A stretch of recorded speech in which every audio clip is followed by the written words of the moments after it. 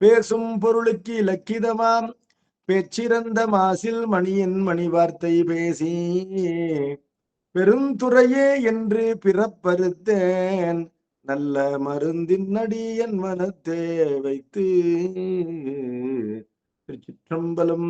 பெரியவர்களே, ஆசிரியர் பெருமகனார் அருணதி சிவனார் அருளிய சிவஞான சித்தியார் சுபகத்தின்கண் 9வது நூற்பாவினுடைய 3வது அதிகரணம் சென்ற வகுப்பிலே தொடங்கி இருந்தோம். 9வது நூற்பா 3 அதிகரணங்களை கொண்டது. அதாவது 3 முக்கிய செய்திகளை கொண்டது.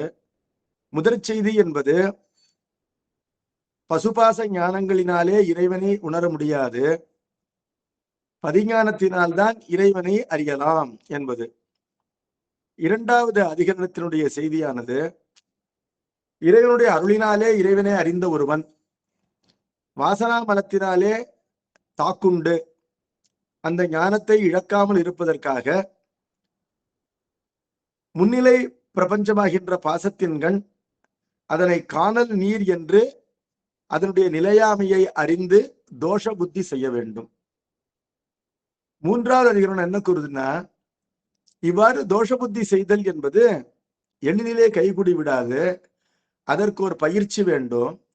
அந்த பயிற்சியானது குருநாதன் மூலமாக 5 எழுத்தை விதிப்படி உச்சரிக்கவும், அந்த 5 எழுத்தினாலே பெருமானுக்குரிய அகவேள்வியாகின்ற பூசை, ஓமம், தியானம் ஆகியவற்றை செய்து சிவோகம் பாவனையிலே நிலை பெற வேண்டும். அவ்வாறு நிலை பெறுகின்ற முயற்சி தான் பாசத்திலிருந்து ஒருவனை உண்மையாக விடுவிக்கும் என்பது 3வது அதிகரணத்தினுடைய செய்தி. அதிலே முதல் பாடல் நாம் சென்ற வகுப்பிலே பார்த்திருந்தோம். கண்ட இவை அல்லேன் நான் என்று அகன்று காணா கழிபரமும் நான் அல்லேன் என கருதி கசிந்த தொண்டினொடும் உளத்து அவன்றான் நின்ற கலப்பாலே சோகம் என பாவிக்க. சோகம் என்றாலும் சிவோகம் என்றாலும் ஒன்றுதான். சோகம் என பாவிக்க தோன்றுவன் வேறு இன்றி விண்டகலும் வளங்கள் எல்லாம் கருட தியானத்தால் விடம் ஒழியும் அதுபோல விமலதையும் அடையும் பண்டை மறைகளும் அது நான் ஆனேன் என்று பாவிக்க சொல்லுவது இப்பாவகத்தை காணே என்ற பாடல். எளிமையான சொற்களால் அமைந்திருந்தாலும் ஆழமான கருத்து கொண்ட பாடல். இந்த பாடலுக்கு ஒரு நீண்ட முன்னுரையை சொல்லி, சிவோகம் பாவனை என்பது உயிருக்கு உரியது, அந்த பாவனையை செய்துதான் உயிரானது மலத்திலிருந்து அகலும் என்று நாம் கூறியிருந்தோம். சிவோகம் என்று சொன்னால் சிவனே நான் என்று பொருளாகின்றதே, அங்கனம் இல்லையே, பதிபசு பாசம் என்ற முப்பொருள்களும் உண்டே என்ற ஒரு ஐயமெல்லாம் நமக்கு நிகழும். சிவோகம் பாவனையினுடைய தாற்பயம் என்ன, குறிக்கோள் என்ன என்பதையெல்லாம் சென்ற வகுப்பிலே விளக்கியிருந்தேன். இந்த பாடலுடைய பொருளையும் நாம் சென்ற வகுப்பிலே கண்டிருந்தோம். இந்த பாடலுக்கு, இந்த பாடல் அமைந்த அந்த சொற்களுக்கு விளக்கமாக சிலவற்றை பார்த்துவிட்டு நாம் அடுத்த பாடலுக்கு செல்லுவோம். இப்பாவகத்தை காணே என்று இந்த பாடல் முடிகின்றது. அதாவது இங்கு சிவஞான சித்தியாரிலே சொல்லப்பட்ட சிவோகம் பாவனை இதுதான் அது என்று அறிவாயாக. எது அப்படின்னு கேட்டா, பண்டை மறைகளும் அது நான் ஆனேன் என்று பாவிக்க சொல்லும் பாவகம். அதாவது பழமையான வேதங்கள் அகம் பிரம்மாஸ்மி என்று பாவிக்க சொல்கின்றனவே, அந்த பாவனை என்பது இந்த சிவஞான சித்தியாரிலே இப்பொழுது சொல்லப்படுகின்ற சிவோகம் பாவனை தான் என்று இரண்டும் ஒன்று என்று கூறினார். இப்பொழுது இந்த ஆன்மாவின் இயல்பு என்பது என்ன அப்படின்னு பார்க்கும் பொழுது, இது சார்ந்ததன் வண்ணம் இருப்பது மட்டுமில்ல, எதையாவது சார்ந்துதான் இருக்கும், தனித்து இருக்காது. யாதானும் ஒன்றை பற்றி நிற்பது ஆன்மாவின் இயல்பு. இது தனித்து நிற்க ஒட்டாது. தனித்து நிற்க இயலாத ஆன்மா பாசத்தை விட்டு நீங்கிய பொழுது சிவோகம் பாவனை செய்யவில்லை என்று சொன்னால் மீளவும் அது பாசத்தையே சார்கின்ற ஆபத்து விளைகின்றது என்பதனால சிவோகம் பாவனை செய்ய வேண்டிய ஆவசியகம், அதாவது இன்டிஸ்பென்சபிள், இன்றியமையாத ஒன்று என்பதை நாம் உணர வேண்டும். அவ்வாறு மீண்டும் பாசத்தை சார்ந்து நிற்பதை தவிர்ப்பதற்காகவே சிவமே நான் எனும் பாவிக்கும் சிவோகம் பாவனை இங்கு விதிக்கப்படுகின்றது. அந்த சிவபாவனைக்கு அடிப்படையாக 5 எழுத்து உள்ளது. அதனை பற்றிய செய்திகளை எல்லாம் தொடர்ந்து வருகின்ற பாடல்களிலே நமக்கு ஆசிரியர் கூறுவார். இப்பொழுது சிவமே நான் என்று சொல்லும் பொழுது அங்கு ஒரு அகங்காரம் விளைகின்றதே என்று நாம் கருதலாம். தன் முனைப்போடு அந்த பாவனையை செய்யக்கூடாது. மாறாக சிவோகம் பாவனை செய்கின்றவன் அருளால் சிவனிடத்திலே தான் வியாபியப்பட்டு சிவத்தோடு இரண்டர கலந்துள்ளேன் என்ற எண்ணத்தை தான் அந்த பாவனையின் பொருளாக கடைபிடிக்க வேண்டும். இப்பொழுது ஒரு மந்திரத்தை உச்சரிக்கின்றோம் அல்லது கருதுகின்றோம் என்று சொன்னால் அந்த மந்திரத்தினுடைய வடிவத்தை மட்டும் நாம் உச்சரிப்பதோ கருதுவதோ இல்லை. அந்த மந்திரத்தினுடைய பொருள், குறிக்கோள், தாற்பயம், மோட்டிவ், அதனுடைய மீனிங், அதனை நாம் கருத வேண்டும். அவ்வாறு இங்கு சிவோகம் என்ற அந்த பாவனைக்கு பொருளாக நாம் எதனை கருத வேண்டும் என்று சொன்னால், சிவனுக்கு நான் அடிமை, மீளா அடிமை சிவனுக்கு நான். இப்பொழுது நான் இந்த பாசத்திற்கு அடிமையாக இருந்து நான் உழன்றது போதும், நான் இதற்கு மாறாக நான் சிவனுக்கு அடிமை என்று மீளா அடிமை உமக்கே ஆள் என்ற அந்த எண்ணம் தான் உண்மையிலே சிவோகம் பாவனையினுடைய குறிக்கோள் என்பதை ஒருவன் உணர வேண்டும். அதை எவ்வாறு இந்த பாடல் காட்டுகின்றதுன்னு கேட்டா, கசிந்த தொண்டினோடும் இந்த பாவனை செய்யப்பட வேண்டும். அதாவது பக்தி உணர்வினாலே மனம் கரைந்து பெருமானுக்கு அகத்தும் புறத்தும் செய்கின்ற தொண்டினை கைவிடாது. புறத்து செய்கின்ற தொண்டிற்கு சரியை என்று பெயர், அகத்து செய்கின்ற தொண்டிற்கு கிரியை என்று பெயர். ஆகவே இந்த சரியை கிரியாகின்ற தொண்டினை கைவிடாது பெருமாண்டத்திலே மெய்யன்போடு அவன் ஆண்டான் நான் அடிமை என்ற எண்ணத்தை கைவிடாமல் இப்பாசத்தை சாரமாட்டேன், சிவனையே சார்வேன் என்ற எண்ணத்தோடு, பாசத்தை சார்ந்த காலத்திலே அதில் அழுந்தி இருந்தோம், பாசமே நாம் என்று இருந்தோம். கலெக்டர் தன்னை கலெக்டராகவே நினைக்கிறான். ஒரு சாதியிலே பிறந்தால் அந்த சாதியே தான் என்று நினைக்கின்றோம். ஆணாக பிறந்தவன் ஆண் என்றே தன்னை நினைத்து அந்த எண்ணம் என்பது இந்த உயிர் பிரியும் வரையிலும் மாற மாட்டேன் என்கின்றது. பெண்ணுக்கு தான் பெண் என்ற எண்ணம் உடம்பிலிருந்து உயிர் பிரிகின்ற வரையிலும் கைவிடப்பட மாட்டேன் என்கின்றது. இதெல்லாம் இந்த உடம்பு நாம் என்ற சார்பினாலே உண்டான, உண்மையிலே ஆன்மாவினிடத்திலே ஆண்மையோ பெண்மையோ சாதியோ குலமோ கல்வியோ செல்வமோ எதுவுமே இல்லை. ஆன்மாவினிடத்திலே உயிர் என்பது அறிவு பொருள் மட்டும்தான். பெண்ணலி ஆண் என நாம் என வந்த பிணக்கு அரும் ஆகாதே என்று திருவாசகம் கூறுகின்றது. பெண் என்றும் ஆண் என்றும் அலி என்றும் நினைக்கின்ற பிணக்கு இது அற்று போகும் அல்லவா? அப்ப உண்மையான மெஞ்ஞானம் விளையும் பொழுது இந்த வேத உணர்வுகள் எல்லாம் அற்று போகும். இந்த வேத உணர்வுகளுக்கு இடம் கொடுத்து கொண்டிருந்த பாசச்சார்பு நீங்க வேண்டும் என்றால் சிவச்சார்பினை நாம் என்ன பண்ண வேண்டும்? முனைந்து கடைபிடிக்க வேண்டும் என்பதனால சிவோகம் பாவனை செய்ய வேண்டும்.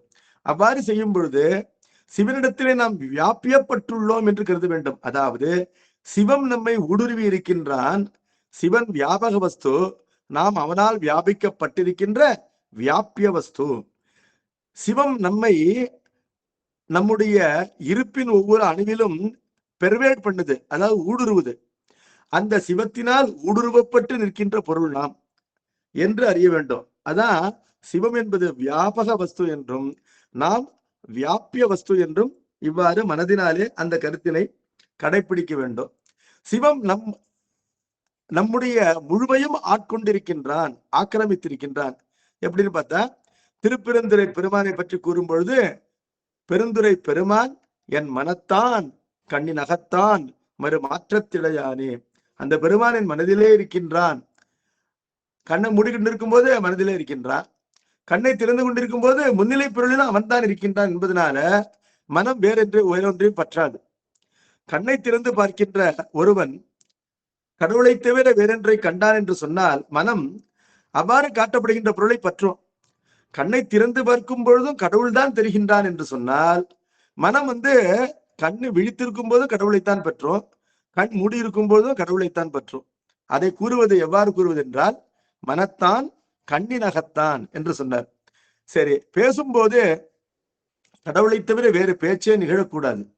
மொழிக்கு துணை முருகாயினும் நாமங்கள் என்பதை கடைபிடித்து திருப்பெருந்துறை பெருமானே பேச்சிலே வர வேண்டும். பேச்சினையும் நாமாக உலகத்திலே யாரிடமும் தொடங்கக்கூடாது. மறுமாற்றம் என்றால் ஒருவர் கேட்கின்ற கேள்விக்கு விடையாக அளிக்கப்படுவது மறுமாற்றம். அப்பொழுது நாமாக எந்த பேச்சையும் தொடங்காமல் ஒருவர் நம்மிடம் பேசும் பொழுது அவருக்கு மரியாதை நிமித்தம் விடையளிக்க வேண்டும் என்றால் தென்னா என்று விடையளிக்க வேண்டும். அதாவது திருப்பெருந்துறை பெருமான் தான் மறுமாற்றத்திலும் வர வேண்டும். இவ்வாறு அவன் நம்மை முழுவதுமாக ஆட்கொள்ளுதல் இருக்கின்றதே, அந்த நிலைதான் சிவோகம் பாவனை. அதாவது பெருமான் நம்முடைய எண்ணம், செயல், வாக்கு ஆகிய மூன்றையும் முழுமையாக ஆக்கிரமிக்கின்ற நிலை, அது சிவமே நாமாகின்ற நிலை என்று அறிய வேண்டும். சிவமே சிந்தையில் இருக்கின்றது, சிவமே செயலில் இருக்கின்றது, சிவமே வாக்கில் இருக்கின்றது என்று சொல்லும் பொழுது சிவமாக நாம் இருக்கின்றோம். இதுல என்ன ஐயம் இருக்கின்றது? ஒரு ஐயமும் இல்லை. நாம் நினைப்பதெல்லாம் சிவமாக இருக்கின்றது, நாம் பேசுவதெல்லாம் சிவமாக இருக்கின்றது, நாம் செய்வதெல்லாம் ஏகனாகி இறைவனில் நிற்கின்ற காரணத்தினாலே சிவனுடைய செயலாகவே இருக்கின்றன என்று சொல்லும் பொழுது சிவம் நாமாக இருக்கின்றான், நாம் சிவமாக இருக்கின்றோம் என்று ஆகிவிடுகின்றது. அதாவது இதுவரையிலும் நாம் வந்த நிலையிலே எவ்வாறு பொய்யான உலகத்தை சார்ந்து வாழ்ந்தோமோ அதற்கு நேர் எதிர்நிலையிலே நாம் இப்பொழுது இருக்கின்றோம். நாம் முழுவதும் மெய்ப்பொருளை சார்ந்திருக்கின்றோம் என்பதனால இவ்வாறு இதனை கடைபிடித்து ஒழுகுவதுதான் சிவோகம் பாவனையாகும்.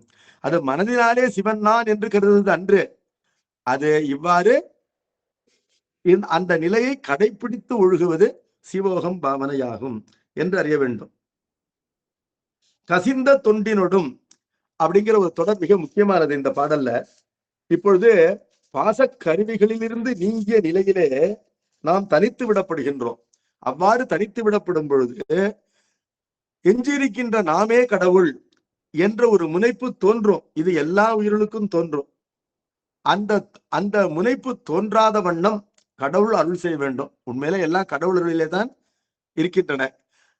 கடவுள் அவ்வாறு தன் மையடியார்களே கைவிடாத அருள் செய்வான் என்பதை அப்பர் பெருமான் கூறும் பொழுது நானெனில் தானெனும் ஞானத்தார் என்று கூறுவார்.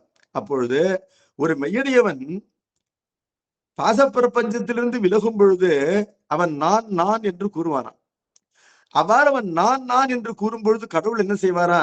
நீ இல்லை நானே என்று அவனுக்கு தன்னை காட்டுவார்.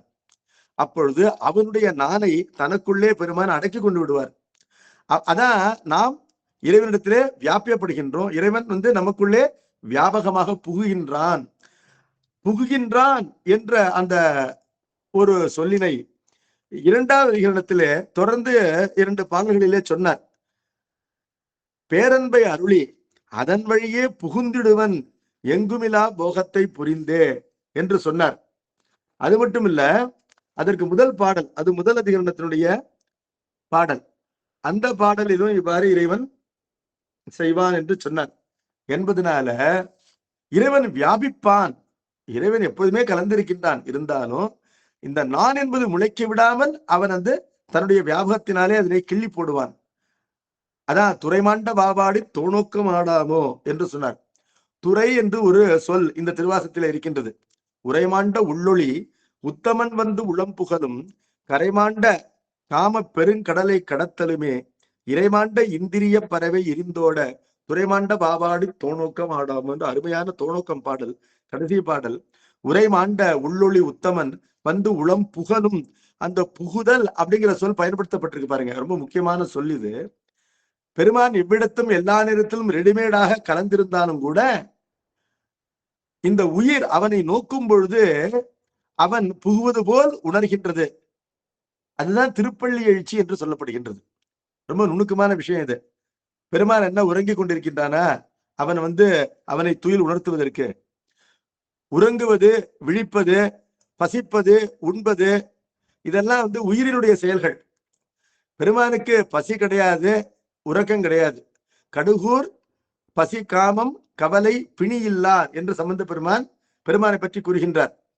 அவருக்கு நம்மெல்லாம் பசி காக்க முடிய மாட்டேங்குது, பசி வைத்த கிள்ளுது எல்லாருக்குமே. அதான் கடுகூர் பசி, தாங்க முடியாத பசி.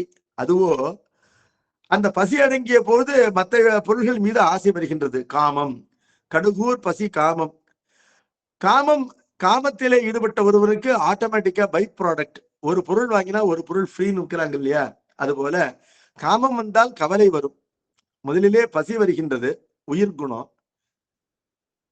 பசி வந்திட 10 பறந்துபோம், பசி நீங்கிய வழிதான் காமம் வருகின்றது. காமத்தோடு ஃப்ரீ கிஃப்டாக கவலை வருகின்றது. கவலையோடு அதனை தொடர்ந்து பிணி வருகின்றது. இதெல்லாம் உயிர் இலக்கணம். இது எதுவுமே கடவுள்கிட்ட கிடையாது. கடுகூர் பசி காமம் கவலை பிணி இல்லார் வடுவூர் பெருமான் என்று சம்பந்த பெருமானுடைய தேவாரம். அப்படி இருக்கும் பொழுது அந்த பெருமானுக்கு திருப்பெருந்துறையுரை சிவபெருமானே பள்ளி எழுந்தருளாயே என்று திருப்பள்ளி எழுச்சி பாடியிருக்கின்றாரே என்று நாம் எல்லாம் கருத வேண்டும், யோசிக்க வேண்டும். பெருமானுக்கு உறக்கம் இல்லை என்னும் பொழுது அவனுக்கு எவ்வாறு திருப்பள்ளி எழுச்சி பாடலாம் அப்படின்னு ஒரு கேள்வி வருது. அந்த திருப்பள்ளி எழுச்சி பாடல்களை படித்தால் அந்த பாடல்களுக்குள்ளேயே இந்த கேள்விக்கான பொருள் இருக்கின்றது. திருப்பள்ளி எழுச்சி என்பது என்னன்னா, பெருமான் எப்பொழுதுமே இதயத்திலே எழுந்தருள் இருக்கின்றான். ஆனால் அதை நாம் உணர்வதில்லை. நான் அடிக்கடி சொல்கின்ற எடுத்துக்காட்டை தான் நீங்கள் கொள்ள வேண்டும். நாம முதுகோடு தான் இருக்கிறோம், இருந்தாலும் நடுமுதுகு அரித்தால்தான் முதுகு இருப்பதை அறிகின்றோம். அதுபோல ஒரு பக்குவ நிலையில்தான் கடவுளுடைய இருப்பினை நாம் கருத தொடங்குகின்றோம். அவ்வாறு கருத தொடங்கும் பொழுது இறைவன் தன்னை நமக்கு காட்ட முனைவதுதான் அவனுக்கு திருப்பள்ளி எழுச்சி. அந்த திருப்பள்ளி எழுச்சி என்பது அவன் நமக்கு குருநாதனாக வருகின்ற ஒரு வடிவத்தை பெறும். அவன் நமக்கு குருநாதனாக எழுந்தருளி தீட்சை செய்து தன்னுடைய திருவடியை நம்முடைய முடி மீது சூட்டி நம்மை மீளா அடைமையாக ஆட்கொள்கின்ற நிலை இருக்கின்றதே, அது அவன் திருப்பள்ளி எழுச்சி கொள்கின்றான் என்று உபசாரமாக சொல்லப்படும். இதனை சிவசூத்திரம் என்ற நூல் உத்தியமோ பைரவகா என்ற நூற்பாவினாலே கூறினது. உத்தியமகா என்றால் துயில் உணர்கின்றான் என்பது பொருள். பைரவகா என்றால் பாசம் எவனை கண்டு அஞ்சுமோ அவ்வாறு பாசத்திற்கு அச்சத்தை விளைவிக்கின்றவன். அவனுக்கு ஆனந்த பைரவன் என்று பெயர் காஷ்மீர சைவத்துல. அதாவது உயிருக்கு ஆனந்தமாகவும் மலத்திற்கு அச்சத்தை தருபவனாகவும் இருப்பவன் ஆனந்த பைரவன். அந்த ஆனந்த பைரவன் தான் குருநாதனாக வருகின்றான். வரும் பொழுது அவன் நமக்கு குருநாதனாக வருகின்ற செயல் என்பது அவன் துயில் உணர்தலாகும். அதாவது அவன் நம்மை அடிமை கொள்ள நினைப்பது என்பது திருப்பள்ளி எழுச்சி. அவன் நம்மை அடிமை கொள்ள நினைக்கவில்லை என்று சொன்னால் நாம் அவருடைய தலைமையை உணராமலேயே பிறவி கழிந்து போகும். இதனை அப்பர் பெருமான் எவ்வாறு சொன்னார் என்பதை சென்ற வகுப்பில சொன்னேனா, என்னை ஏதும் அறிந்திலன் எம்பிரான் தன்னை யானும் முன் ஏதும் அறிந்திலன் என்னை தன் அடியான் என்று அறிதலும் தன்னை யானும் பிரான் என்று அறிந்தனே. இப்படி சொல்லுவதனால சாமிக்கு வேண்டியவங்க வேண்டாதவங்க இருப்பாங்க. இன்னாரை ஆட்கொள்ள வேண்டும் என்று அவன் விரும்பி ஆட்கொள்வான், இன்னொருவரை ஆட்கொள்ள வேண்டாம் என்று அவன் வெறுத்து ஒதுக்குவான் என்பது பொருளான்னு கேட்டா அது பொருள் இல்லை. எந்த ஒரு உயிர் இறைவனால் ஆட்கொள்ளப்படுகின்ற அந்த மல பரிபாகத்தை அடைகின்றதோ அந்த உயிருக்கு அவன் விரைவிலேயே குருநாதனாக எழுந்தருள்கின்றான். அந்த கணமே குருநாதனாக எழுந்தருள்கின்றான் என்பதனால அந்த பக்குவத்தை உயிர் கூட அறியாது, அவனே அறிவான். அவன் முற்றறிந்தவன் என்பதனால அவனே அந்த பக்குவத்தை அறிவான். இத திருமந்திரம் ஒரு உலகியல்ல வைத்து சொல்லும். ஒரு பெண் மடவியல் ஆனால் கணவன் அவளுடைய பக்குவத்தை அறிந்து அருள் செய்கின்றான். அதை போல இந்த உயிர் தன்னுடைய பக்குவத்தை அறியாத காரணத்தினாலே இறைவன் வலிய வந்து ஆட்கொள்ளும் பொழுது அது சற்று என்ன பண்ணும், எச்சரிக்கை உணர்வோடு அந்த அருளை மறுக்க கூட செய்யும். இந்த உயிரானது இறைவனுடைய அருளை மறுக்கும் என்பதனை திருவாசகம் கூறுகின்றது. மறுத்தனன் யான் உன் அருள் அறியாமையின் என் மணியே வெறுத்து என்னை நீ விட்டுடுதி கண்டாய். பெருமானே, என்னுடைய அறியாமை காரணமாக நீ அருள் செய்யும் பொழுது நான் அதை மறுத்திருக்க கூடும். அவ்வாறு மறுத்தாலும் நீ என்னை வெறுத்து கைவிட்டு விடாதே என்று கேட்கின்றார். பெருமான் யாரையும் வெறுத்து கைவிடப் போவதில்லை. எந்த ஒரு உயிர் தன்னுடைய அருளுக்கு ஏற்ற பக்குவத்தை, அதாவது இருவினை ஒப்பினை அடைந்திருக்கின்றதோ பெருமானுடைய அருள் என்பது ஆட்டோமேட்டிக்காக சுரக்கின்றது. சுரக்கும் பொழுது கூட இந்த உயிர் என்பது தன்னுடைய அறியாமையினாலே அஞ்சினாலும் அந்த அச்சத்தை பொருட்படுத்தாது அருள் ஆட்கொள்கின்றது. விருப்பிலேனே ஆண்டு கொண்ட என் ஆரமுதே என்ற திருவாசகத்தினால நமக்கு விருப்பம் இல்லாவிட்டாலும் பெருமானுடைய அருள் நம்மை ஆட்கொள்ளும் என்று சொல்லப்பட்டிருக்கின்றது என்பதனால பெருமான் என்னை அறியவில்லை, நான் அவரை அறியவில்லை என்று கூறுவதனால பெருமான் விரும்பி சிலரை ஆட்கொள்கின்றான், வெறுத்து சிலரை ஒதுக்குகின்றான், அவனுக்கு வேண்டுதல் வேண்டாமை உண்டு என்று கருதக்கூடாது. மாறாக ஒவ்வொரு உயிரினுடைய அந்த கண்மமலம் பரிபாகமாகும் பொழுதும் இருவினை ஒப்பு ஏற்படும் பொழுது சக்தி தானாக பதிகின்றது என்று பார்க்கின்றோம். அவ்வாறு பதிந்தாலுடைய நாம் அவனை நோக்கப் போவதில்லை என்பதனால இப்பொழுது நாம் அவனை நோக்கும் பொழுது அவன் புகுகின்றான் என்ற எண்ணம் உண்டாகின்றது. அதுதான் திருப்பள்ளி எழுச்சி என்று பார்க்கின்றோம். ஆகவே அவன் எப்பொழுதுமே நம்முடைய இதயத்திலே கலந்திருந்தாலும் கூட அவன் அருளினை நாம் நோக்க தலைப்படும் பொழுது அதனை நாம் உணர்கின்றோம். அந்த குருநாதன் விழித்து கொண்டு விட்டான் என்று உணர்கின்றோம். அந்த அருள் நம்மிடத்திலே பாய்கின்றது என்று உணர்கின்றோம். அவ்வாறு இப்பொழுது இறைவன் புகுகின்றான் என்ற சொல்லினை நமக்கு திருவாசகம் சொல்லுகின்றது. இந்த பாடலிலே, திருத்தோணக்க பாடலிலே, உரைமாண்ட உள்ளொளி உத்தமன் வந்து உளம் புகழும் என்றால், உள்ளத்திற்குள்ளே ஏற்கனவே ஒளியாக இருப்பவன் தான். எல்லா உயிரினுடைய இதய வெளியுள்ளும் அந்த இதய கமலத்திலே, நகர ஆகாசத்திலே, சிற்சபையிலே, இதயமாகின்ற பொன்மன்றத்திலே, அறிவு வெளியிலே, சிதம்பரத்திலே, அந்த இதயமாகின்ற தில்லையிலே இறைவன் எப்பொழுதுமே எல்லா உயிர்களுக்கும் தோன்றா துணையாக இருந்தாலும் கூட, அவன் ஒளிப்பொருளாக இருந்தாலும் கூட, அவனை சிந்திக்காதவர்களாலே அறியப்படாத ஒளித்து கொண்ட பொருளாகத்தான் இருக்கின்றான். ஓராதார் உள்ளத்து ஒளிக்கும் ஒளியாகத்தான் அவன் இருக்கின்றான். ஆனால் ஓயாதே உள்குவார் உள்ளிருக்கும் பொருளாக, நீங்காத பொருளாக அதே கடவுள் இருக்கின்றான் என்பதை மனதிலே வைத்துக் கொண்டு, இப்பொழுது அந்த பெருமான் உரைமாண்ட உள்ளொளி உத்தமன், அவன் உள்ளத்திற்குள்ளே ஒளிவடிவமாக இருக்கின்றவன். உத்தமன் என்றால் பாசத்தினால் கரைபடாதவன். உத்தமன் என்றால் உயர்ந்தவன். எப்படி உயர்ந்தவன் அப்படின்னு கேட்டா, நீரிலே முளைக்கின்ற தாமரை, அந்த தாமரையினுடைய இலை அந்த நீரினால் நனைக்கப்படாதே இருப்பதை போல, தாமரை இலையை பார்த்திருப்பீங்க, ஒரு அலை வீசி அதன் மீது நீர் நின்றாலும் வழிந்து ஓடும். அந்த தாமரை இலை நீரில் நனைக்கப்பட்ட இலை போல காணப்படாது, அது காய்ந்த இலை போலதான் காணப்படும். அப்ப அதை போல ஒரு அழுக்கு பறக்குது, ஆகாயம் அழுக்காவதில்லை. அதை போல பெருமான் எப்படி இருக்கின்றான்னு கேட்டா, பசுபாசங்களிலே கலந்திருந்தாலும் பாசத்தின் தன்மை அவனை எட்டாமலும், பசுகுணம் அவனை அடையாமலும், அவன் பசுபாசங்களிலே கலந்திருக்கும் பொழுது சிவமாகவே இருக்கின்றான் என்பதனால் அவன் உத்தமன். உத்தமன் என்றால் உயர்ந்தவன். அதற்கு எப்படி நாம் பொருள் கொள்ள வேண்டும்? இடம் நோக்கி பொருள் கொள்ள வேண்டும். அதாவது பசுபாசங்களிலே கலந்திருந்தாலும் பசுவின் குணமோ பாசத்தின் குணமோ அவனிடத்திலே இல்லை என்பதனால் அவன் உத்தமன். அவன் உத்தமனாய் இருந்தும் இந்த அழுக்கு உடம்பிற்குள்ளே வாழ்கின்றான், உள் ஒளியாக வாழ்கின்றான்.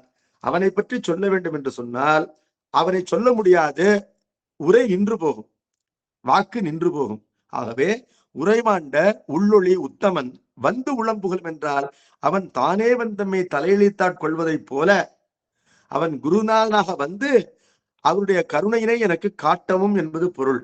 வந்து உளம்புகனும் கரைமாண்ட காம பெருங்கடலை கடத்தலுமே. இதுவரையிலும் ஆசை என்ற கடலுக்கு ஒரு கரையே காணப்படாது இருந்தது. ஆனால் குருநாதனுடைய அருளை பெற்ற பிறகு ஆசை என்பது காலடி தண்ணீரை போல எளிதிலே கடக்கக்கூடியதாகி விட்டது. குருநாதன் கிட்டாத வரையிலும் ஆசை என்பது ஒரு கடல், அதுல எவ்வளவு நீஞ்சினாலும் கரையை காணவே முடியாது. அதிலேயே நாம் அமிழ்ந்து செத்து போயிடுவோம் என்று நினைத்துக் கொண்டு அஞ்சினோம். ஆனால் குருநாதன் நம்மை காப்பாற்றி விட்டான். எளிதிலே நம்ம என்ன பண்ணான், கையை பிடித்து அந்த ஆசை கடலை கடக்கும்படி செய்து விட்டான். அவன் கடந்த பிறகு பார்த்தா பின்னாடி இருக்கிற கடல் காலளவு தண்ணீராக இருக்கின்றது. எளிதிலே கடக்கக்கூடிய கடலை போல காணப்படுகின்றது, ஒரு தண்ணீர் போல காணப்படுகின்றது. கரைமாண்ட காம பெருங்கடலை கடத்தலுமே. அப்ப ஆசை என்ற கடலை கடந்த பிறகு இந்திரியங்களுக்கு வேலையே இல்லை. இந்திரியங்கள் என்பவை தாங்கள் ஒரு பறவைகளை போல உருவகிக்கிறார். இந்திரியமாகின்ற பறவை அது ஒரு மரத்திலே அமரும். அந்த மரத்திலே பழுக்கின்ற கனிகளை கொத்தி தின்பதற்காக. அந்த மரத்திலே இனி கனிகள் உண்டாக மாட்டா என்று அறிந்து விட்டால் அந்த பறவை என்ன பண்ணும், தொடர்ந்து அந்த மரத்திலே உட்காரும். அதற்கு பசி என்பதனால என்ன பண்ணும், இந்த மரத்தை விட்டு விட்டு தொலைவிலே பறந்து போய்விடும். அதே போல இந்த இந்திரியங்களுக்கு இனி நாம் தீனி போட மாட்டோம் என்ற நிலையை அறிந்து அந்த இந்திரியமாகின்ற பறவைகள் எல்லாம் நம்மை கைவிட்டு விட்டு எங்கோ சென்று விட்டன. அதாவது இந்திரிய சேட்டை என்பது நின்று போய்விட்டது என்று கூறுகின்றார். இறைமாண்ட இந்திரிய பறவை இரிந்து ஓட, அவை நம்மை கைவிட்டு நாலா பக்கங்களிலும் திசைக்கு ஒன்றாக ஓட, மீதி என்ன இருக்குன்னு கேட்டா, இந்த நான் என்ற எண்ணம் ஒன்று இருக்கின்றது. அது மிகவும் ஆபத்தானது. அது எப்படிப்பட்டதுன்னு கேட்டா, அது இருந்தால் மீண்டும் இவையெல்லாம் தோன்றும். எவையெல்லாம் தோன்றும்? இந்திரியங்கள் தோன்றும், ஆசை தோன்றும், அறியாமை தோன்றும். இப்பொழுது நாம குருவினுடைய அருளினாலே அறியாமையிலிருந்தும் ஆசையிலிருந்தும் இந்திரிய சேட்டையிலிருந்தும் நீங்கி இருக்கின்ற பொழுது எஞ்சி இருக்கின்றது இந்த நான் என்ற உணர்வு. அந்த உணர்வினையும் அவன் தன்னுடைய அருளினாலே அடக்கி ஆள வேண்டும். அவ்வாறு அடக்கி ஆண்டு விட்டான் என்று சொன்னால் நாம் என்று நினைப்பதற்கு நம்மிடத்திலே ஒன்றும் இல்லை. நம்முடைய நினைப்பு முழுதும் சிவமாகவே இருக்கின்றது என்ற நிலைதான் சிவோகம் என்ற நிலை. நாம் என்று நினைப்பதற்கு நம்மிடத்திலே ஒன்றும் இல்லை. நாம் நினைப்பதும் செய்வதும் பேசுவதும் எல்லாம் நம்மை ஆட்கொண்ட சிவமே என்று இருக்கின்ற நிலை என்பது சிவோகம் என்ற நிலை என்று பார்க்கின்றோம். அந்த நிலை என்பது எப்பொழுது ஏற்படும்னா துறைமாண்ட நிலை என்று அதுதான் சொல்லப்படுகின்றது. துறைன்னு ஒரு சொல்லு வருது, அந்த இடையினரா பார்க்கணும். அந்த துறை அப்படின்னு நினைச்சுக்க கூடாது. துறை என்று சொன்னால் தன்முனைப்பு. துறை என்ற சொல்லிற்கு தன்முனைப்பு என்பது பொருள் என்று நமக்கு சிவஞான முனிவர் தன்னுடைய பாடியத்திலே காட்டி அருள்கின்றார். இது இல்லை என்றால் நம்ம அகராதியிலே என்ற சொல் இல்லை. அப்பொழுது திருவாசகத்திலே கையாளப்படுகின்ற சொல்லுக்கு பொருள் பெரியோர்கள் தான் நமக்கு கூறியிருக்கின்றார்கள். துறைமாண்ட வாபாடி தோணோக்கம் ஆடாம் என்று சொன்னால் பெருமான் என்னுடைய தன்முனைப்பையும் அவன் தன்னுடைய அருளிலே அடக்கி ஆண்டு கொண்டான். வான் கெட்டு மாருதம் மாய்ந்து அழல் நீர் மண்கடினும் தான் கெட்டல் இன்றி சலிப்பறியா தன்மையனுக்கு என் ஊன் கெட்டு உயிர் கெட்டு உணர்வு கெட்டு என் உள்ளமும் போய் நான் கெட்டவா பாடி தெள்ளேனம் கொட்டாமோ. அப்ப நான் என்ற உணர்வும் அதுக்குதான் ஜீவபோதம் என்றும் தன்முனைப்பு என்றும் துறை என்றும் பெயர். அந்த நான் என்ற அந்த துடிப்பு இருக்கின்றதே அதுவும் சிவனிடத்திலே அடங்கி போகும். அந்த நிலை சிவோகம் என்ற முக்தி நிலை.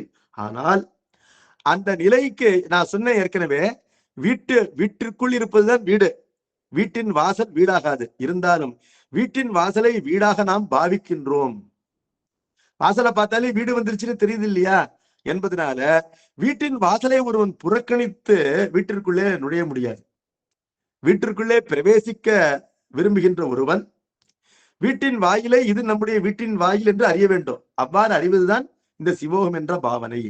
அப்பொழுது முக்திநிலை என்பது நான் என்பது தோன்றாத அடங்கி எல்லாம் சிவமே ஆயிருத்தல் என்பது முக்திநிலை என்று சொன்னால் அந்த முக்திநிலையாகின்ற வீட்டிற்கு வாயிலாக இந்த சிவோகம் என்ற பாவனையானது கடைபிடிக்கப்படுகின்றது. அதாவது நான் என்ற ஒன்றுமில்லை, சிவனே நான் என்று பாவித்தல் சிவோகம் பாவனையாகும்.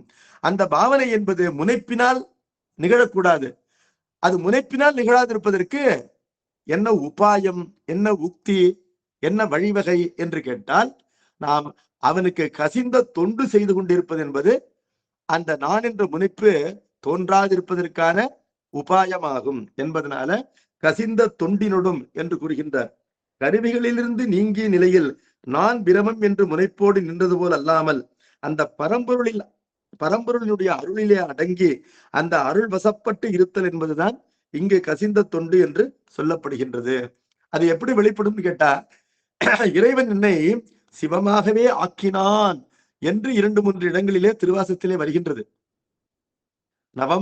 நவமான செஞ்சுடர் நல்குதலும் நாம் ஒழிந்து சிவமான வாபாடி தெள்ளேனம் கொட்டாமோ என்று வருகின்றது. கணத்திற்கு கணம் புதிதாக தோன்றுகின்ற அந்த சிவஞானமாகின்ற செவ்விய ஒளி தன்னை எனக்கு தந்த அந்த அருளினாலே நல்குதலும் என்றால் என்னுடைய முயற்சியினாலே அதனை நான் சென்று எய்தலாகாது.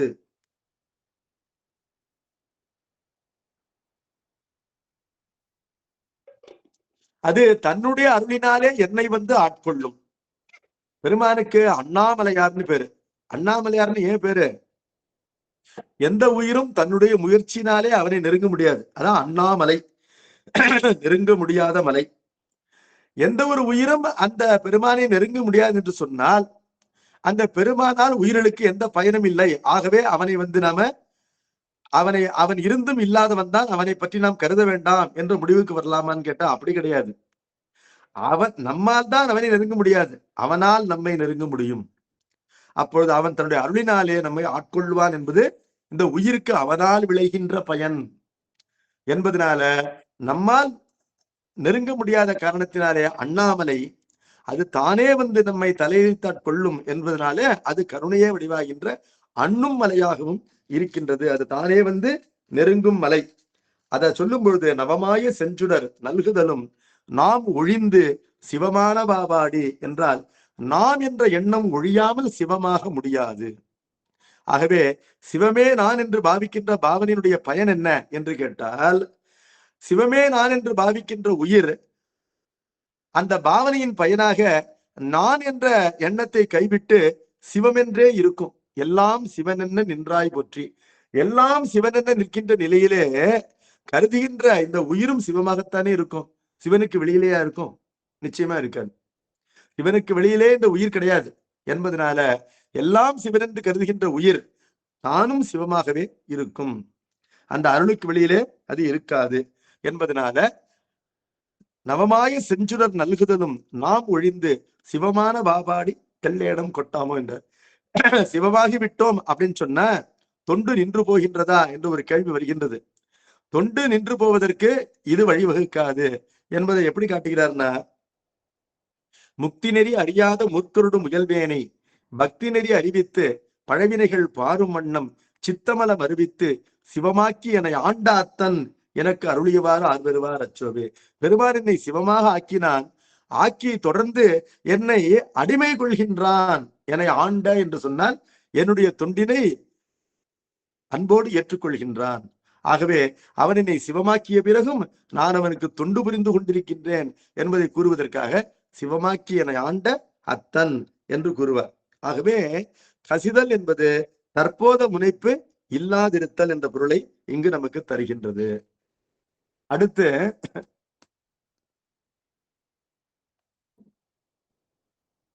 சிவமே நான் என பாவித்து இருப்பதற்கு உரிய இயல்பு இயைபு. இந்த இயல்பை பற்றி நான் நீண்ட நேரம் சென்ற வகுப்பில சொன்னேன்.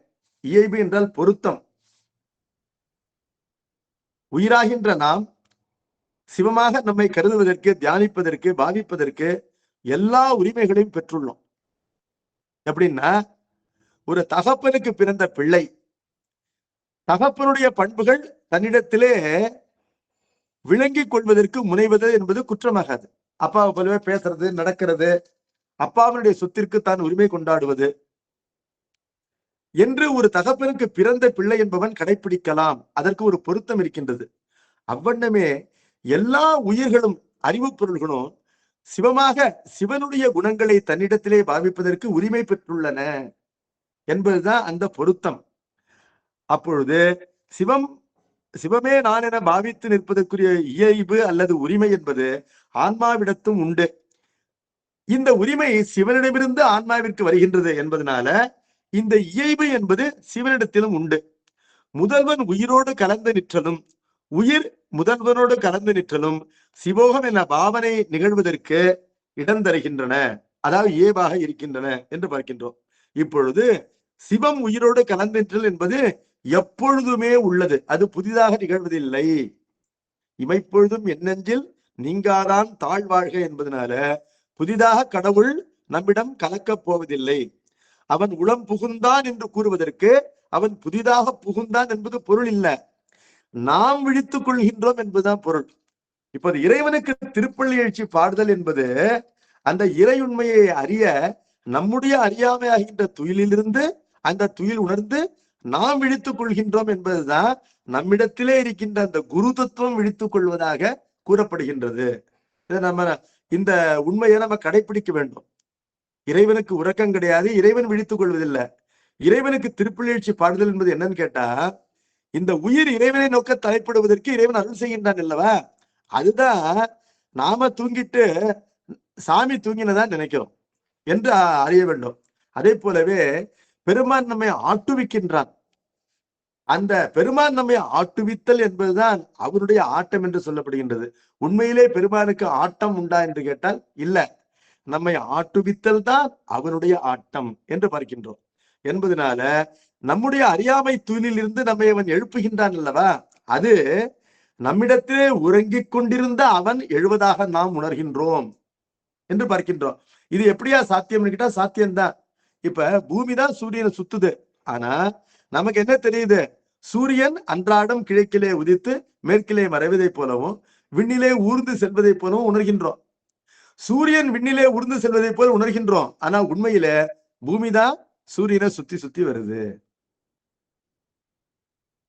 அப்ப அதை போல என்று இது நமக்கு அறிந்து கொள்ள வேண்டும். சிவம் உயிரோடு கலந்து நிற்றல் என்பது எப்பொழுதுமே உள்ளது. ஆனால் உயிரின் இடத்தே சிவம் நான் என்னும் பாவனை நிகழாதாயின் அது தன்னிடத்தே சிவன் கலந்துள்ளான் என்பதை உணர்வதற்கு வாய்ப்பில்லாமல் போகும். ஏன் அப்படி வாய்ப்பில்லாமல் போகும்னு கேட்டா, சிவன் பாசத்திலும் தான் கலந்திருக்கின்றான். பாசத்திற்கு சிவனுடைய கலைப்பினை உணர்வதற்கான வாய்ப்பு இல்லை, அது ஜடப்பொருள் என்பதனால. அப்பொழுது நம்மிடத்திலே சிவன் கலந்திருப்பதும் நமக்கு அறியப்படாமல் போய்விடும். சிவமே நான் என்று நாம் பாவிக்கவில்லை என்றால், சிவமே நாம் என்று பாவிக்கின்ற அந்த உரிமை நமக்கு இருக்கும் பொழுது அதை கடைபிடிக்கவில்லை என்றால், அந்த உரிமை இல்லாத ஒரு பொருளை போல் தான் நாம் இருப்போம் என்பதனால அந்த கலைப்பினை அறியாமலேயே நம்முடைய வாழ்க்கை கழிந்து போகும் என்ற ஆபத்து இருக்கின்றது என்று பார்க்கின்றோம். சிவம் நான் என பாவித்து நிற்கும் அத்வித பாவனைக்கு முதல்வரின் கலப்பும் உயிரின் கசிவும் இரண்டும் தேவைப்படுகின்றன. முதலுடைய கலப்பு என்பது ரெடிமேடா இருக்கு, அதை புதிதாக உண்டாக்க வேண்டாம். ஆனால் உயிரின் கசிவு என்பது அவசியம் தேவைப்படுகின்றது என்பதனால இறைவனே நாம இருக்கின்றான் அல்லது நாம் இறைவனாக இருக்கின்றோம் இந்த கலப்பினாலே என்ற அந்த மெய்யுணர்வை பெறுவதற்கு நமக்கு அயரா அன்பு வேண்டும். பெருமானிடத்திலே அயரா அன்பின் அரண்கழல் செழுமை என்று பின்னால் வருகின்றது. அயரா அன்பு வேண்டும். அந்த பாவனையில் கசிந்து நிற்கும் உயிருடைய இச்சை ஞான கிரியைகளுக்குள் இறைவனுடைய இச்சை ஞான கிரியாசக்திகள் கலக்கும். அவ்வாறு கலப்பதனால நம்முடைய சக்திகள் எல்லாம் வியாபியம் என்றும் அவருடைய சக்திகள் எல்லாம் வியாபகம் என்றும் கலந்து கேடின்றி விளங்கும். கேடின்றி விளங்குதல் அப்படின்னா என்னன்னா, கலப்பினாலே ஒன்று கெட்டு போகும் என்பது இல்லை, இரண்டுமே உயிர் வாழும், கலப்பினாலே நிறைந்து நிற்கும் என்று பார்க்கின்றோம். இத்தகைய சிவோகம் பாவனையினுடைய விளக்கங்களை நீங்க திருமந்திரத்தினுடைய 8ஆம் தந்திரத்துல தத்துவமசி என்னும் வேதத்தினுடைய மகா வாக்கியத்தின் பொருளாக பல்வேறு நிலைகளிலே வைத்து திருமூலர் விளக்குவார். அதை தனியா படிச்சு தெரிஞ்சுக்கலாம் அப்படின்னு பார்க்கிறோம். இப்பொழுது கருட தியானம் என்பது இந்த பாடலிலே இந்த சிவோகம் பாவனைக்கு ஒரு எடுத்துக்காட்டாக சொல்லப்பட்டிருக்கு. அது ஏன் எடுத்துக்காட்டு சொல்லப்பட்டிருக்குன்னா, கருட தியானத்தினாலே பாம்பினுடைய விடம் நீங்குவதை போல சிவோகம் பாவனையினாலே இந்த ஆணவ மலமாகின்ற விஷம் நீங்கும் என்ற பயன் கருதி அந்த கருட தியானம் என்பது இங்கு எடுத்துக்காட்டாக சொல்லப்பட்டிருக்கின்றது. ஏன் இந்த பயன் கருதி தான் சொல்லப்பட்டிருக்குன்னு ஏன் சொல்றேன் அப்படின்னு கேட்டா, மீண்டும் இந்த சிவனே நான் என்று பாவிக்கின்ற இயல்பும் பொருத்தம் உரிமை என்பன உயிருக்கு இருக்கின்றன. ஆனால் கருட தியானம் செய்பவனுக்கு அந்த நானே கருடன் என்ற அந்த கருட மந்திரத்தினுடைய அதிதெய்வமாகின்ற அந்த தெய்வத்தை தானாக பாவிப்பதற்கு ஒரு இயல்பு இந்த அளவிற்கு இல்லை என்பதனால கருட தியானத்தினாலே பாம்பினுடைய விடம் முறிக்கப்படுகின்ற பலன், அந்த பலனை கருதிதான் அது எடுத்துக்காட்டாக இங்கு சொல்லப்பட்டிருக்கின்றதே தவிர அந்த தியானத்தினுடைய வடிவம் இந்த தியானத்தினுடைய வடிவம் என்று கருதக்கூடாது. இது பெருமானுக்கு தொண்டுபடுகின்றோம். நாம தொண்டின் விளைவாக இந்த பாகம் நமக்கு விளைகின்றது என்ற வேறுபாடானது இருக்கின்றது. அதனை கசிந்த தொண்டு என்ற தொடரினாலே நாம் அறிய வேண்டும். சரி, அடுத்தது சிவோகம் பாவனை நிலைப்பட்டு நிற்பதற்கு நாம் என்ன செய்ய வேண்டும் என்பதை தொடர்ந்து வருகின்ற பாடல்களிலே நமக்கு ஆசிரியர் கூறுகின்றார். சிவோகம் பாவனை நிலைப்படுவதற்காக திரு ஐந்தெழுத்தை நாம் குருமுகமாக உபதேசம் பெற வேண்டும். அந்த குருநாதன் நமக்கு அருளிய விதிப்படி அதனை உச்சரிக்க வேண்டும்.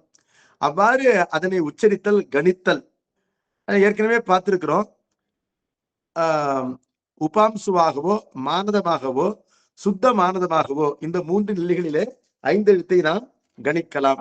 அதாவது நம்ம காதுக்கு மட்டும் கேட்கிற மாதிரி அதை ஓதி வரலாம், அல்லது மனதினாலே நினைத்து வரலாம், அல்லது மனம் நினைப்பதையும் நின்று போய் அறிவிலே மட்டும் கொள்ளுதலாகின்ற சுத்தமானதம் என்ற அந்த நிலையிலே நினைத்து வரலாம்.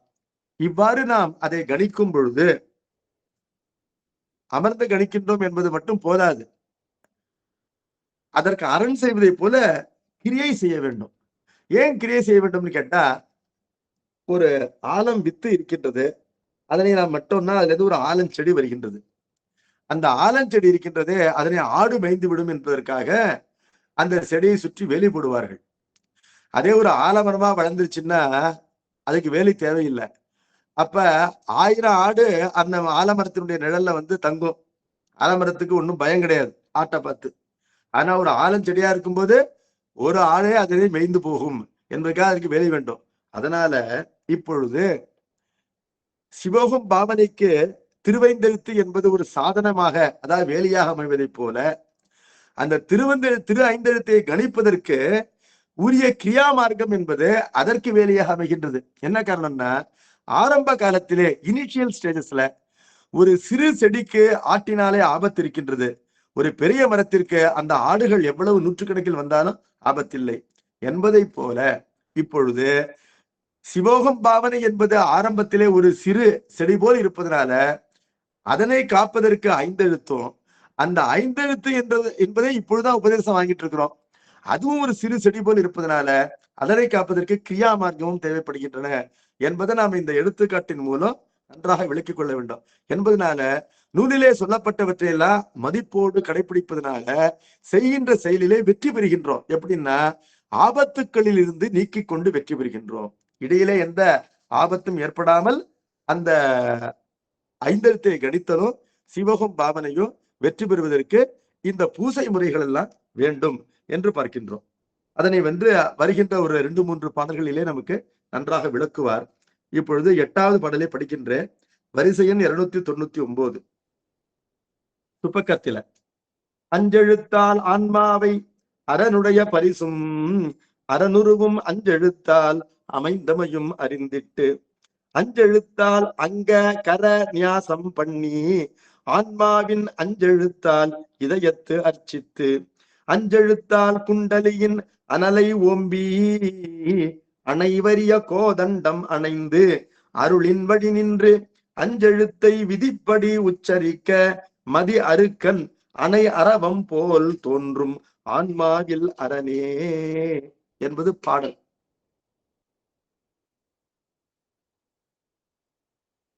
பாடலுடைய பொருளை பார்ப்போம். எல்லாமே அஞ்செழுத்து தான் சொல்லிட்டார். அகப்பூசையில எல்லாமே அஞ்செழுத்து.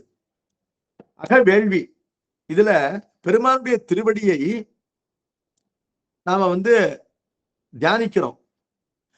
அந்த பெருமானுடைய வடிவம் என்பது அஞ்செழுத்து தான். அந்த பெருமானுடைய வடிவத்தில் இருக்கின்ற திருவடி என்பது அதுவும் அஞ்செழுத்து தான். அப்ப அஞ்செழுத்தையே பெருமானுடைய வடிவமாக கருத வேண்டும்.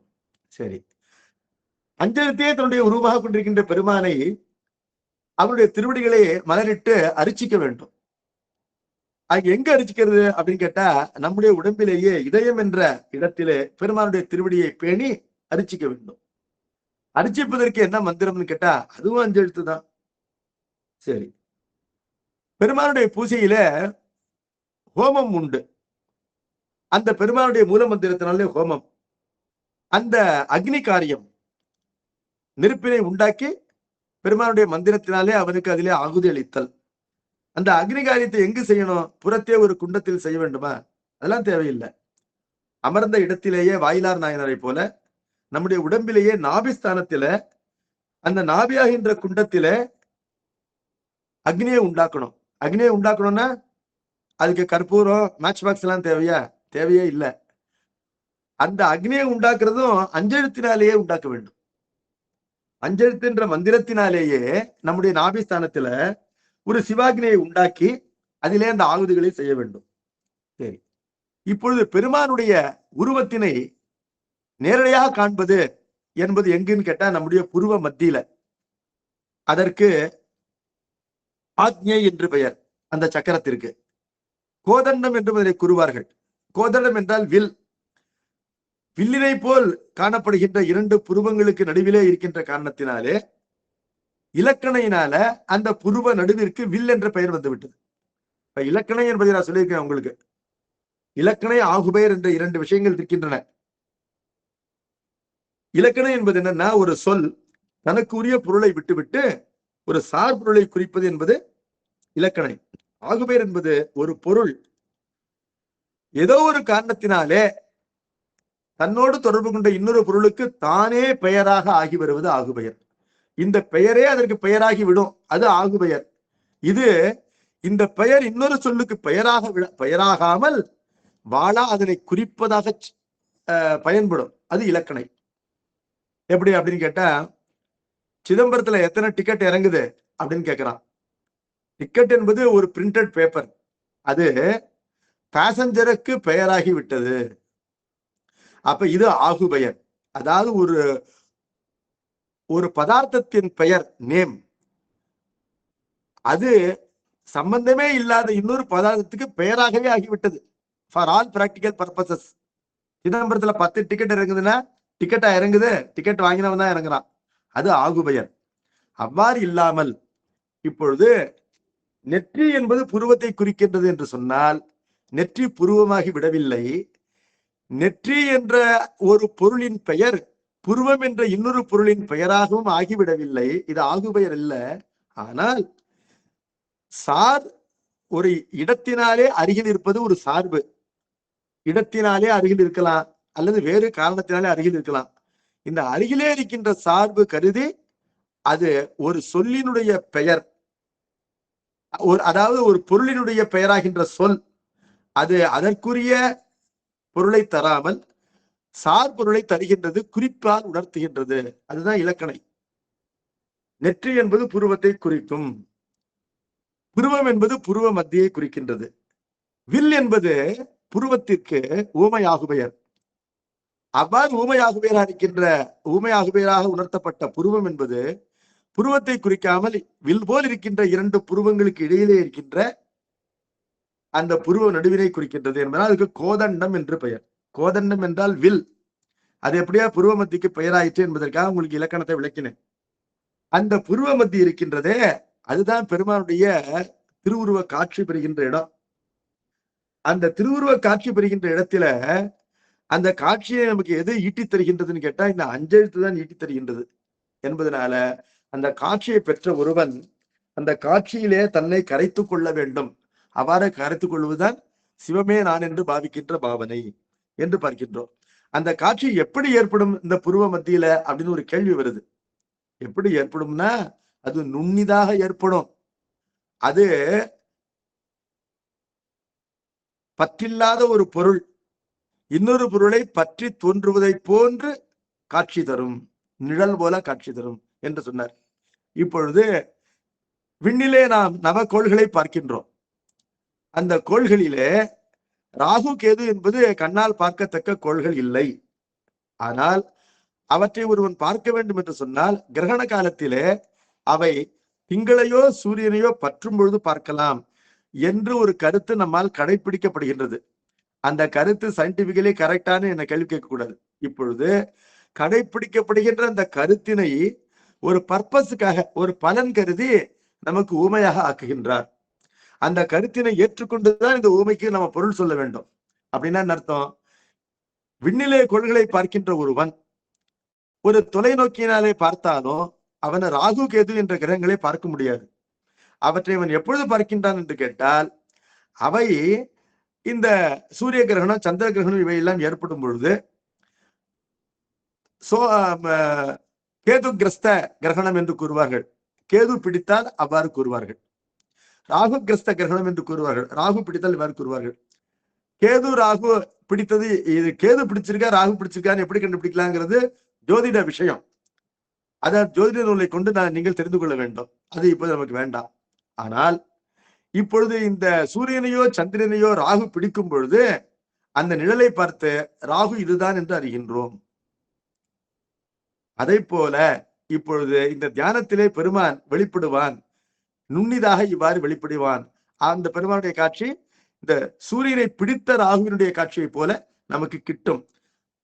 அந்த காட்சியினை காணலாம். என்ன காரணம்னா பெருமான் என்றைக்குமே காட்சிக்குரிய பொருள் இல்லை என்பதனால இவ்வாறு கூறுகின்றார். பெருமான் நாம் என்றால் கூறுகின்றார். அப்பொழுது இதுவும் அவனுடைய உண்மையான காட்சி ஆகாது. அவனிடத்திலே நாம் கரைந்து போகின்ற அந்த நிட்டை நிலை என்பதுதான் அவனுடைய உண்மையான காட்சியாகும் என்பது இதற்கு பொருள். இப்ப பாடலுக்கு நம்ம சொல்லுக்கு சொல் பொருள் பார்ப்போம். அஞ்செழுத்தால் ஆன்மாவே அரனுடைய பரிசும் அரணுருவும் அஞ்செழுத்தால் அனைந்தமையும் அறிந்திட்டு அப்படிங்கிறார். நம்ம இந்த அறிந்திட்டு என்ற சொல்லை இந்த முதலடியினுடைய பாதி அடிக்கு கொண்டு சேருங்கள்.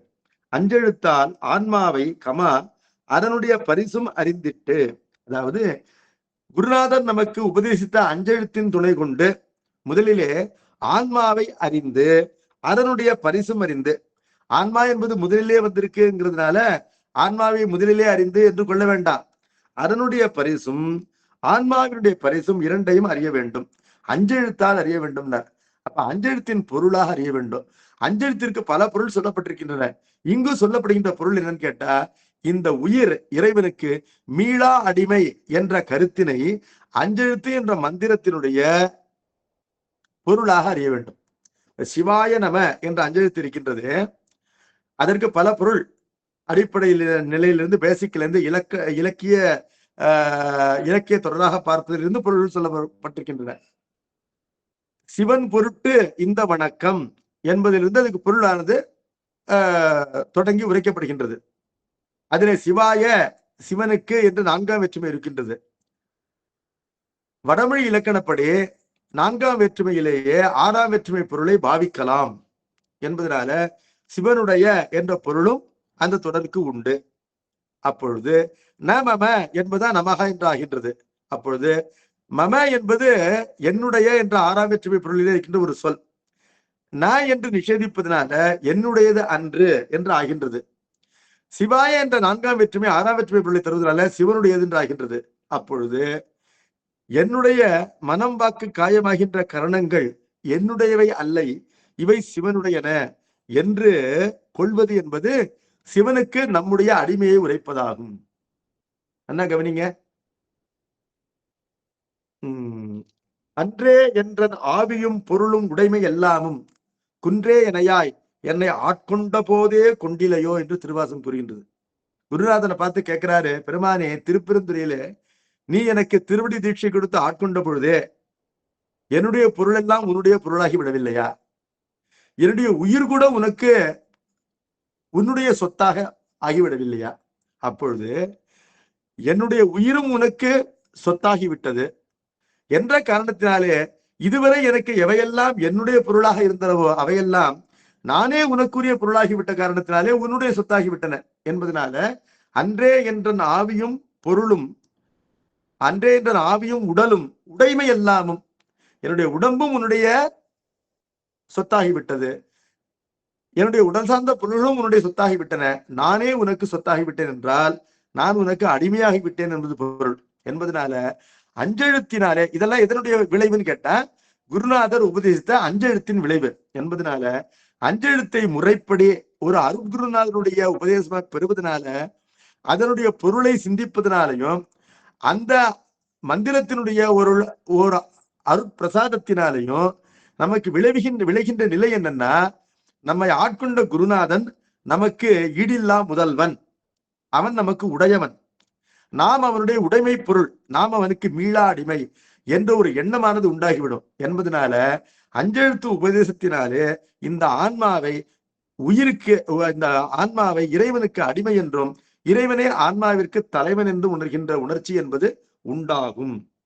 அதனை அறிந்திட்டு என்று கூறுகின்றார். அஞ்செழுத்தால் ஆன்மாவை அதனுடைய பரிசு அறிந்திட்டு என்றால் அதனுடைய பரிசு என்பது அவனுடைய தலைமைப்பாடு. ஆன்மாவை அறிதல் என்பது ஆன்மாவை அவனுக்கு அடிமையாக அறிதல். சிவனெம்பிரான் என்னை ஆண்டு கொண்டான் என் சிறுமை கண்டும் அவன் எம் பிரான் என்ன.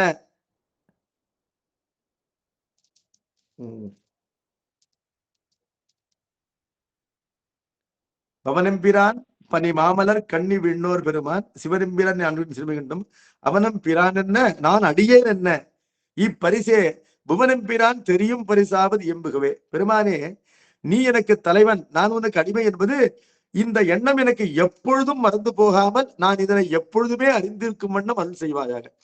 அதாவது ஒரு கணமும் இந்த கோட்பாட்டினை கைவிடக்கூடாது. நான் அறிவதெல்லாம் இதனையே அறிவதாக இருக்க வேண்டும். என்னன்னு கேட்டா, நீ எனக்கு தலைவன், நான் உனக்கு மீளா அடிமை என்ற உணர்ச்சி தான் சிவஞானம். இதனை நான் கைவிடலாகாது. இதனை நான் மனவாதனையினாலே கைவிட்டு விடாமல் எப்பொழுதும் அறிந்த வண்ணமே இருக்கும் வண்ணம் அருள் செய்வாயாக என்று கூறுகின்றார். பவனெம்பிரான் பனி மாமலர் கண்ணி விண்ணோர் பெருமான், பனி மாமதி கண்ணி விண்ணோர் பெருமான் சிவன் எம்பிரான் என்னை ஆண்டு கொண்டான் என் சிறுமை கண்டும் அவன் எம் பிரான் என்ன நான் அடியேன் என்ன இப்பரிசே இந்த ஞானமே என்று அர்த்தம். புவன் எம்பிரான் தெரியும் பரிசாவது இயம்புகவே, அதனை எனக்கு உபதேசமாக கூறுவாயாக என்று கூறுகின்றார் என்பதனால அஞ்செழுத்தினாலே அதன் பொருளாக ஆன்மா என்பது இறைவனுக்கு மீளா அடிமை என்றும், அறனுடைய பரிசு என்பது ஆன்மாவை ஆட்கொள்கின்ற தலைமைப்பாடு என்றும் அதனை அறிந்திட்டு தொடர்ந்து அறனுருவும் அஞ்செழுத்தால் அமைந்தமையும் அறிந்திட்டு, நம்முடைய குருநாதனுடைய திருமேனி என்பது நம்மை போல மலத்தினால் ஆகிய திருமேனி அன்று. அவருக்கும் தலை இருக்கு, கால் இருக்கு, கண்ணு இருக்கு, மூக்கு இருக்கு. அவரும் காபி சாப்பிடுறாரு, டிபன் சாப்பிடுறாரு, அவரும் நீராடுகின்றார், அவரும் பூஜை செய்கின்றார் என்பதெல்லாம் பார்த்து அவரும் நம்மை போல ஒரு மனிதன் என்று கருதிவிடக் கூடாது. அருபரத்தொருவன் அவனியில் வந்து குருபரனாகிய அருளிய பெருமையை சிறுமை என்று இகழாதே என்று திருவாசகம் கூறுகின்றது. குருநாதனை சிறுமை என்று இகழ்தல் என்பது என்ன? அவனும் நம்மை போல் ஒரு மனிதன் தானே என்று கருதல் தான் அவனை சிறுமை என்று இகழ்தல். மாறாக குருவே சிவமென கூறினன் நந்தி என்ற அந்த திருமந்திரத்தை கடைபிடித்து நம்மை ஆட்கொண்ட குருநாதன் மனித வடிவிலே கடவுளே வந்திருக்கின்றான் என்ற கருத்தினை உறுதியாக பிடித்துக் கொள்ள வேண்டும் என்பதனால அந்த குருநாதனுடைய திருமேனி என்பது தலைமுதல் கால்வரை பஞ்சாட்சரம் தான் திருமேனியாக இருக்கின்றது என்று கருத வேண்டும். அப்ப நம்முடைய குருநாதனுடைய திருமேனியை எப்படி பார்க்க வேண்டும் என்று சொன்னால் 5 எழுத்தாக பார்க்க வேண்டும். அறனுருவும் அஞ்செழுத்தால் அமைந்தமையும் அறிந்திட்டு என்றால் இவ்வாறு கருதி என்பது பொருள். சரி, அஞ்செழுத்தால் அங்க கர நியாசம் பண்ணி, இப்பொழுது பூஜைக்கு உட்கார்வதற்கு முன்பாக நம்முடைய உடம்பில் இருக்கின்ற எல்லா உறுப்புகளையும் நாம சிவமயமாக ஆக்கிக் கொள்ள வேண்டும். பூஜையிலே அதிகமாக பயன்படுகின்ற உறுப்பு என்னன்னா கையும், உடம்பிலே நம்முடைய அமர்ந்திருக்கின்ற ஒரு ஆசனத்துல பாதத்திலிருந்து சிரசு வரை இருக்கின்ற அங்கங்கள், முக்கியமான அங்கங்கள், இவையெல்லாம் பூஜையிலே ஈடுபடுகின்றன. கைகள் மிகவும் முக்கியமாக ஈடுபடுகின்றன என்பதனால கைக்கு தனியாக நியாசம் பண்ண வேண்டும். நியாசம் என்றால் மலமயமான சரீரத்தை தான் நாம் பெற்றிருக்கின்றோம். ஆனால் பூஜைக்கு உரிய சரீரமாக இதனை மாற்றிக்கொள்வதற்கு மந்திர எழுத்துக்களினாலே இந்த கை விரல்களை எல்லாம் அந்த எழுத்து வடிவமாக மாற்றிக்கொள்ள வேண்டும். மந்திரமயமாக மாற்றிக்கொள்ள வேண்டும். நம்முடைய சரீரத்தை வித்யா சரீரமாக ஆக்கிக் கொள்ள வேண்டும். மல சம்பந்தம் இல்லாத சரீரமாக அல்லது சுத்தமாயினால் ஆகிய சரீரமாகவாவது மாற்றிக்கொள்ள வேண்டும். அது அவ்வாறு மாற்றிக்கொள்வது ஞாசம் என்று சொல்லப்படும். அந்த கை விரல்கள் ஒவ்வொரு விரலிலும் ஒரு மந்திரத்தை சொல்லி ஞாசம் செய்வார்கள். அந்த மந்திரத்தினுடைய எழுத்து தான் இந்த விரலாக இருக்கின்றது என்று கருதுதல் தான் ஞாசம். அவ்வாறு ஞாசம் செய்யும் பொழுது இப்பொழுது சொல்லப்படுகின்ற சிவோகம் பாவனைக்குரிய பூசைக்குரிய ஞாசம் என்ன, எந்த மந்திரத்தின் எழுத்துக்களால் ஆகியிருக்கின்றது என்று கேட்டால், நமக்கு குருநாதர் உபதேசித்த அஞ்செழுத்து இருக்கின்றது, அந்த அஞ்செழுத்தினுடைய எழுத்துக்களினாலேயே கரநியாசம் செய்ய வேண்டும். அடுத்தது அங்கன்யாசமும் அந்த அஞ்செழுத்தின் எழுத்துக்களையே செய்ய வேண்டும். அங்கன்யாசம் என்ன என்று கேட்டால், இதயம், முகம், சிரசு, நம்முடைய சிகையா என்ற குடுமி, தோள்கள் ஆகின்ற முக்கியமான இந்த அங்கங்களை சிவமயமாக ஆக்கிக் கொள்ளும் பொழுது அதற்கும் அஞ்செழுத்தின் எழுத்துக்கள் தான் பயன்படும், அக்ஷரங்கள் தான் பயன்படும் என்பதனால அஞ்செழுத்தால் அங்க கரநியாசம் பண்ணி, அங்கன்யாசமும் கரநியாசமும் பண்ணி என்பது பொருள். முதலிலே கரநியாசம் பண்ண வேண்டும், தொடர்ந்து அங்கன்யாசம் பண்ண வேண்டும். சரி, இவ்வாறு செய்து கொண்டவன் பூஜைக்கு அமர்கின்றான். அமரும் பொழுது முதலிலே இறைவனுடைய திருவடியை இதயத்திலே அவன் திருவடியிலே மலரிட்டு அரிச்சிக்க வேண்டும். மலரிட்டு அரிச்சிக்கும் பொழுது ஒரு மந்திரம் வேண்டுமே. அந்த மந்திரம் எதுன்னு கேட்டா அதுவும் அஞ்செழுத்து தான். அஞ்செழுத்தால் ஆன்மாவின் இதயத்தை அர்ச்சித்து பெருமானுடைய திருவடிகளை நம்முடைய இதயத்திலே எழுந்துள்ளச் செய்து அஞ்செழுத்தாகின்ற மந்திரத்தினாலேயே அந்த திருவடிகளை அர்ச்சித்து, சரி, பெருமானுக்குரிய வேள்வி, அந்த வேள்வியை செய்கின்ற குண்டமாக நம்முடைய நாபியை கருதி அதிலே கருத்தினாலேயே ஒரு சிவாகினியாகின்ற ஒளிமயமான அனலை எழுப்பி, அந்த அனலை எழுப்புவதற்கும் அஞ்செழுத்தையே பயன்படுத்த வேண்டும். அஞ்செழுத்தால் குண்டலியின் அனலை ஒம்பி. குண்டலி என்றால் வட்ட வடிவமாக இருப்பது. நம்முடைய உடம்பிலே வட்ட வடிவமாக இருக்கின்ற நாபி என்பது இதனாலே உணர்த்தப்படுகின்றது. அந்த நாபிஸ்தானத்திலே அஞ்செழுத்தினாலேயே சிவாகினியை வளர்த்து அதனை பேணி காப்பாற்றி, ஓம்பி என்றால் காப்பாற்றி, அனைவரிய கோதண்டம் அணைந்து என்றால் உயிர் மனதோடு இந்த பாவனையினாலே எழும்பி மேலே செல்கின்றது. செல்லும் பொழுது அனைவருக்கு அரிதாகின்ற புருவ வரையிலும் அது வருகின்றது.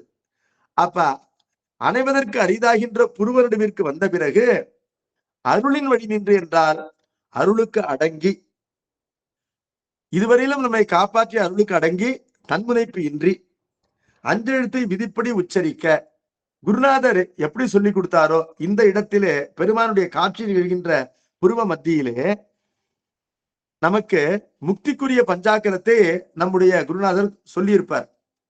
அதை இங்கு சுட்டி காட்டுகின்றார். அருளின் வழி நின்று என்பதனால முன்பு சமய விசேட தீட்சைகள் ஆகிய புறத்தே நாம் வழிபாடு செய்து கொண்டிருந்த பொழுது நமக்கு எவ்வாறு ஒரு சபீஜமாகவோ நிர்பீஜமாகவோ, அதாவது பீஜ எழுத்துக்களும் வித்தெழுத்துக்களும் கூடியோ வித்தெழுத்துக்கள் இல்லாமலோ ஐந்தெழுத்தை சிவாய நம என்பதை அடிப்படையாக கொண்டு நமக்கு உபதேசம் செஞ்சிருப்பார்.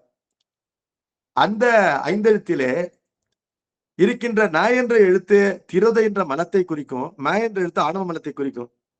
இந்த மனத்தை குறிக்கின்ற இரண்டு எழுத்துக்களையும் விட்டு இந்த எழுத்துக்களுடைய இடத்திலேயே இறைவனையும் அருளையும் பெய்து முக்தி பஞ்சாட்சரம் என்று சொல்லப்படுகின்ற அந்த ஐந்து எழுத்தினை நமக்கு இந்த அகப்பூஜைக்கு உரிய எழுத்தாக அந்த குருநாதர் மாற்றி உபதேசம் செய்வார் என்பது இங்கு குறிப்பால் சொல்லப்பட்டிருக்கு. இதெல்லாம் வெளிப்படையா சொல்லக்கூடாது. அது குருநாதன் செய்யும் பொழுதுதான் நான் உணரணும். இருந்தாலும் ஒரு கோடிட்டு காட்டுகின்றேன். அருளின் வழி நின்று அஞ்செழுத்தை விதிப்படி உச்சரிக்க என்பதற்கு அதான் பொருள். விதிப்படி என்றால் அந்த முத்தி பஞ்சாட்சரத்தை குருநாதர் கூறுவார், அவர் கூறியபடி என்பது பொருள். அருளின் வழி நின்று கூறுவார் என்பது சொல்லப்பட்டு விட்டது. அதாவது இந்த ஐந்தெழுத்திலே மல சம்பந்தம் இருக்காது, அருள்தான் நிரம்பி இருக்கும் என்பது பொருள். ஆகவே இந்த முத்தி பஞ்சாட்சரத்தினை விதிப்படி உச்சரித்தால் ஆன்மாவில் அரண் தோன்றும். தியானிக்கின்ற இந்த ஆன்மாவினுடைய புருவ மத்தியிலே அரணானவன் வெளிப்படுவான். எவ்வாறு வெளிப்படுவான் என்று கேட்டால், மதிய அருக்கன் அணை அரவம் போல் தோன்றும். சந்திர கிரகணத்தின் போதும் சூரிய கிரகணத்தின் போதும் அந்த கோள்களிலே இதுவரையிலும் காணப்படாத ராகு கேது போன்ற அந்த சாயா கிரகங்கள், நிழல் கிரகங்கள் எவ்வாறு தோன்றி காட்சி தருகின்றனவோ அதே போல எப்பொழுதும் நம்முடைய உயிரிலே கலந்திருக்கின்ற கடவுள் இதுவரையிலும் காணப்படாதிருக்கின்றவன் இப்பொழுது காணப்படுவான் என்பது இந்த பாடலுடைய பொருள். இந்த பாடலுடைய பொருளை மேலிருந்து வரையாக கூறியிருக்கின்றேன். இதனுடைய விளக்கத்தினை வருகின்ற வகுப்பிலே பார்ப்போம். நம பார்வதி பதையே, ஹரஹர மகாதேவா. திருச்சிற்றம்பலம். திருச்சிற்றம்பலம். மிக்க நன்றி ஐயா. இதுவரை ஐயா அவர்கள் சிவஞான சித்தியாரின் சுபக்கத்தை அனைவரும் புரிந்து கொள்ளும் வகையில் அற்புதமாக திருவாசகம் மற்றும் திருமுறை பாடல்கள் மூலம் அற்புதமாக எடுத்து கூறினார்கள். அவர்களுக்கு மதுரை ஞானப்பிரகாசர் சிவபிரகாசர் ஆய்வு மையம் சார்பாகவும் வகுப்பில் கலந்து கொண்டிருக்கும் அடியார்கள் சார்பாகவும் நன்றியை தெரிவித்துக் கொள்கின்றேன். மிக்க நன்றிங்கய்யா. திருச்சிற்றம்பலம் ஐயா. திருவடியில வணங்குறேங்கய்யா.